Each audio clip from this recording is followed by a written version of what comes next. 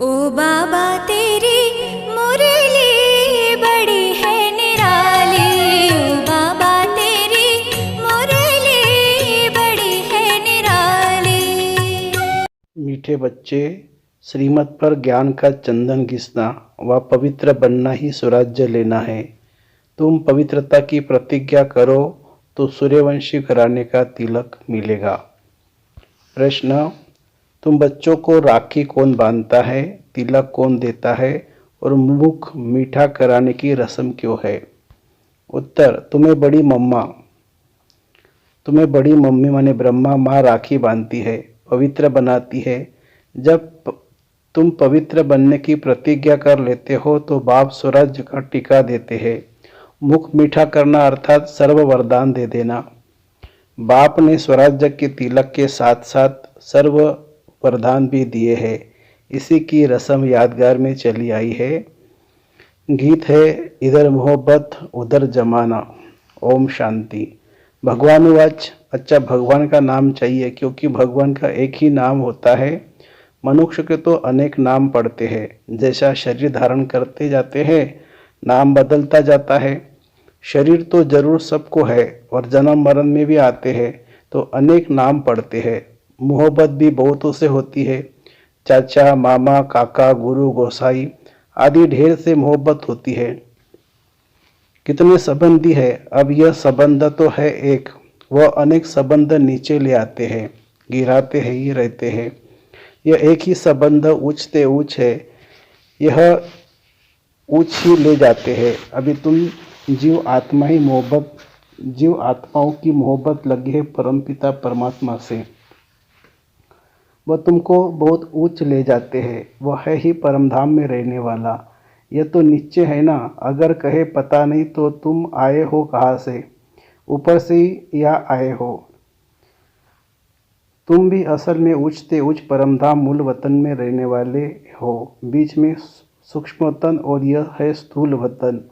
बरोबर तुम वहाँ से आए हो, भिन्न भिन्न नाम रूप लेते आए हो। अब 84 जन्म पूरे किए हैं, अब फिर वापिस जाना है। अब तुम्हारी मोहब्बत बाप से है। जानते हो हम माता पिता के सन्मुख बैठे हैं। यह भी जानते हो पहले पहले हमको पवित्रता की राखी बांधते हैं। बाप कहते बच्चे, इस काम महाशत्रु को जीतो, वह माया रावण पर जीत पाओ, इसके लिए पुरुषार्थ करना है। अंधश्रद्धा की बात नहीं है, जरूर बाप को ही याद करना पड़े। बाप कहते हैं मैं ब्रह्मा द्वारा तुमको राखी बांधता हूँ। इसको कहा जाता है राखी बांधने का उत्सव, पवित्रता की प्रतिज्ञा करने का उत्सव। फिर क्या होगा? मैं स्वराज्य पाने का टीका दूंगा। यह बाप तुम्हारे सन्मुख बैठे हैं। तुम जानते हो पवित्रता के लिए ही तकलीफ सहन करते हैं। तुम्हारे मित्र संबंधी आदि सब दुश्मन बन पड़ते हैं। बाप तुम्हें डायरेक्ट कहते हैं बच्चे पवित्र बनो। बेहद का बाप शिव बाबा आकर तुमको सच्चा स्वराज्य देते हैं। आत्माओं को राजाई मिलती है, अभी आत्माओं को गदाई है। राखी पर्व को राखी उत्सव नहीं कहेंगे। उत्सव में तो बहुत शादनामा करते हैं। इस पवित्रता की राखी बांधने में कोई खर्च आदि की बात नहीं है। बाप खुद कहते हैं मेरे बच्चे मेरे से प्रतिज्ञा करो, फिर तुम स्वराज्य पाओगे। स्वराज्य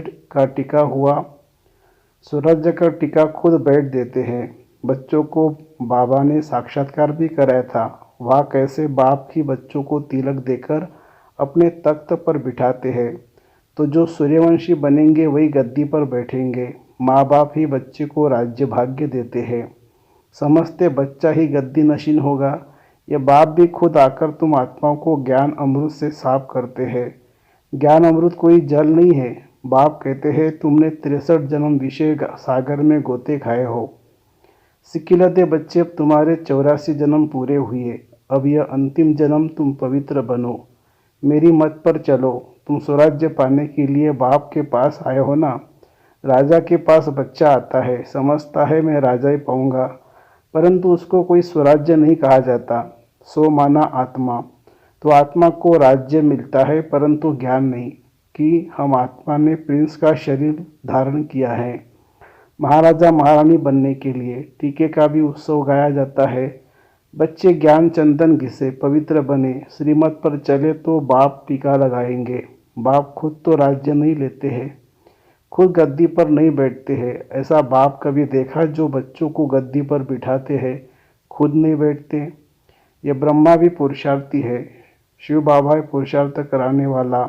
यह अपनी बड़ाई कुछ भी नहीं करते, शिव बाबा आकर इनको भी हीरे जैसा बनाते हैं। तो मुख्य बात है पवित्र रहना।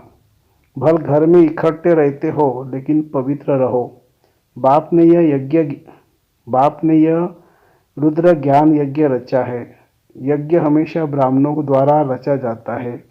श्री कृष्ण कहे कि मैं यज्ञ रचता हूँ, यह तो हो नहीं सकता।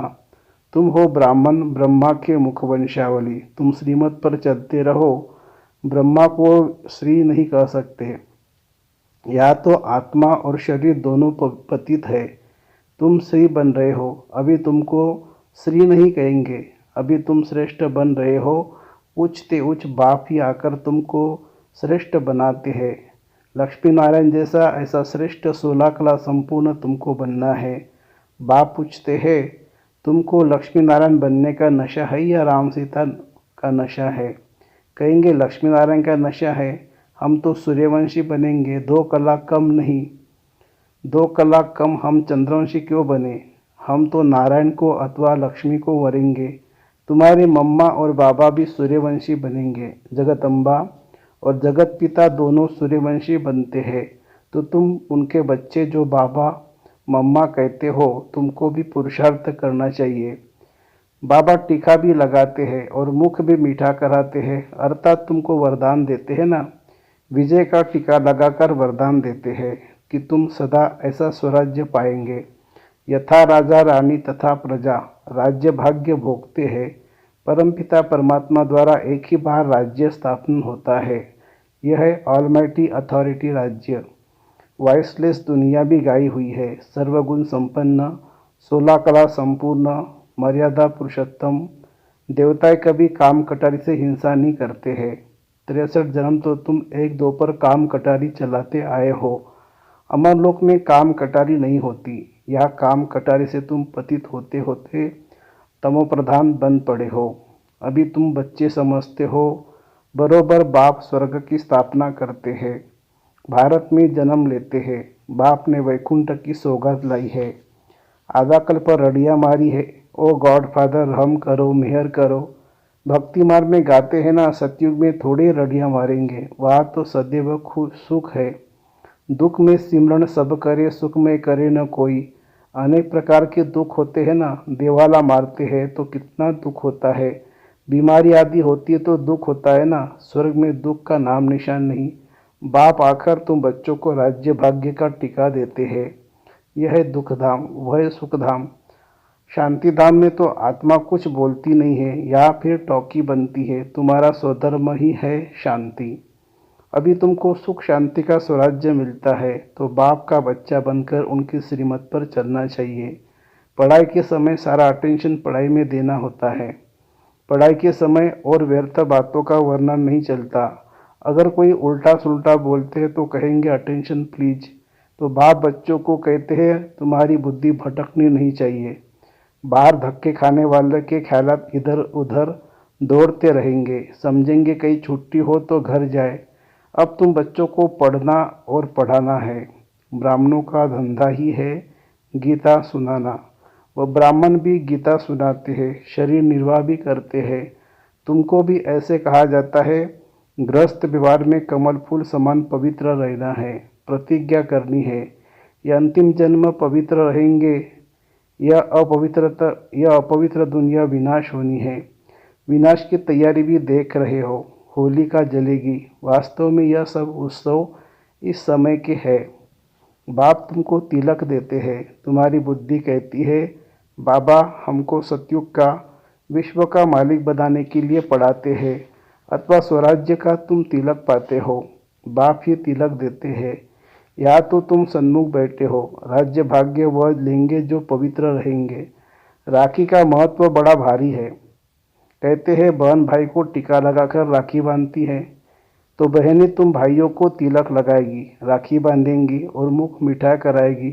यह उत्सव कहाँ से शुरू हुआ? संगम युग से, जबकि परमपिता परमात्मा पवित्र रहने की प्रतिज्ञा कराते हैं। शिवरात्रि का भी उत्सव है, फिर राखी का भी उत्सव, फिर है दशहरा, फिर दीपावली का उत्सव, नवरात्रि का भी उत्सव। यह सब उत्सव चलते आए हैं। तुमको तो खुशी होती है। दशहरा अर्थात विनाश के बाद फिर दीपावली आएगी, घर घर में स्वर्ग होगा। तुम शिव बाबा की, ब्रह्मा विष्णु शंकर की, लक्ष्मी नारायण, राम सीता आदि सब की जीवन कहानी बता सकते हो। सारे चक्रों को तुम जानते हो, बाकी 8-10 भुजाएं तो कोई को हो नहीं सकती। मनुष्यों ने तो कितने चित्र बैठकर बनाए हैं। इसको कहा जाता है waste of time, waste of money, waste of energy. अभी तुम जानते हो हम आए हैं स्वराज्य का वर्षा लेने। हम श्रीमत पर क्यों नहीं चलेंगे जैसे माता पिता चल रहे हैं? यह तो समझने की बात है। बाप है मनुष्य सृष्टि का रचयिता, बेहद का बाप है ना। कितने बच्चे एडाप्ट करते हैं। प्रजापिता है ना, वह लौकिक बाप तो करके एक बच्चे की गोद में लेते, उनको प्रजापिता तो नहीं कहेंगे ना। कई ऐसे भी होते, एडाप्ट करते फिर बच्चा हो जाता है तो उस बच्चे पर जास्ती प्यार हो जाता है। गोद में लिए हुए बच्चे को फिर कम प्यार करते हैं। अब तुम तो समझते हो हम ईश्वरीय गोद में जाते हैं। ईश्वर हमको टीका लगाएंगे पवित्रता का। तुम दिल अंदर प्रतिज्ञा करते हो, बाबा आप आए हो, हमको आपका सपूत बच्चा बन, पवित्र बन आपसे वर्षा लेंगे। अभी सबकी कयामत का समय है। पापों का हिसाब किताब चुप्त कर पुण्य का जमा करना है। बाप की याद से ही जमा होता है। जितना याद करते जाएंगे और अविनाशी ज्ञान रत्नों का दान करते जाएंगे तो खाता जमा होगा। जितना सर्विस करेंगे उतना जमा होगा। जमा होते होते राजधानी बन जाएगी। 8 है मुख्य रत्न। 8 रत्न का जेवर भी बनाते हैं ना। देवियों के साथ देवताएं भी होंगे ना, परंतु मेजॉरिटी माताओं के होने के कारण अधिकतर देवियों की पूजा होती है। अच्छा, राखी कौन बांधते हैं? शिव बाबा खुद तुम्हारे सन्मुख बैठे हैं, तो शिव बाबा राखी भी बांधेंगे, तिलक भी देंगे, मुख भी मीठा कराएंगे। इसका मतलब तुम भविष्य में सदा सुखी रहेंगे। तुम फिर बाबा को सौगात देते हो ना। क्या सौगात देते हो? अपना सब कुछ तो बाबा कहते हैं। मैं फिर तुमको 21 जन्म का वर्षा देता हूँ। लेन देन का हिसाब है ना। बाबा सौदागर है, लेते क्या है और देते क्या है। कहते ईश्वर अर्थ दान दिया, क्योंकि जानते ईश्वर भाड़ा देगा। बाप कहते भक्ति मार्ग में भी तुमको भाड़ा देता हूँ। अभी फिर डायरेक्ट आया हूँ, तुमको कितना अविनाशी रत्नों का दान देता हूँ। तुम भी फिर औरों को दान करते हो। तुम तो सब भाई भाई हो। तुमको फिर यह बड़ी मम्मी राखी बांधती है, बाप तिलक लगाते हैं। ये माता पिता दोनों इकट्ठे हैं। माँ राखी बांधे, बाप तिलक दे तो तुम राजा रानी बन जाएंगे। तुम्हारी मोहब्बत परमात्मा से है, जो भारतवासियों को तिलक देने आया है। भारत को स्वर्ग किसने बनाया? बाप आया है ना। श्री कृष्ण तो है रचना नंबर 1 और शिव बाबा है रचिता। बाप आया है ना। श्री कृष्ण तो है रचना नंबर 1 और शिव बाबा है रचिता नंबर 1। तो तुम बच्चों को खुशी का पारा नाखून से चोटी तक रहना चाहिए। अच्छा, मीठे मीठे सिखी लदे बच्चों प्रति माता पिता बाप दादा का याद प्यार और गुड मॉर्निंग। रूहानी बाप की रूहानी बच्चों को नमस्ते। हम रूहानी बच्चों की रूहानी माता पिता बाप दादा को याद प्यार, गुड मॉर्निंग और नमस्ते बाबा नमस्ते। धारणा के लिए मुख्य सार। दिल की मोहब्बत एक बाप से रखनी है, देहधारियों से नहीं, क्योंकि सर्व संबंधी एक बाप है। दूसरी पॉइंट, पढ़ाई के समय अपना फुल अटेंशन पढ़ाई में ही देना है। व्यर्थ बातों का वर्णन चिंतन नहीं करना है। बुद्धि को भटकाना नहीं है। वरदान, असोच बन, बाप की शक्ति के मदद रूप में अनुभव करने वाले चिंता मुक्त भवो। कई बच्चे सोचते हैं सेवा कैसे बढ़ेगी। अच्छे जिज्ञासु पता नहीं कब आएंगे, कब तक सेवा की भागदौड़ करनी पड़ेगी। लेकिन सोचने से सिवा नहीं बढ़ती। असोच बंद बुद्धि को फ्री रखो तो बाप की शक्ति मदद के रूप में अनुभव करेंगे और सेवा की वृद्धि स्वतः होंगी। बाबा करावनहार है और करने के निमित्त मैं आत्मा हूँ। इसको कहते हैं असोच, अर्थात एक की याद। उन्हें कोई चिंता हो नहीं सकती। जहाँ शुभ चिंतन है वहाँ कोई चिंता नहीं। स्लोगन है, अपनी उपराम स्थिति द्वारा सर्व बातों से किनारा कर लो तो एक बाप के सहारे का अनुभव होगा। अपनी उपराम स्थिति द्वारा सर्व बातों से किनारा कर लो तो एक बाप के सहारे का अनुभव होगा। अच्छा, ओम शांति।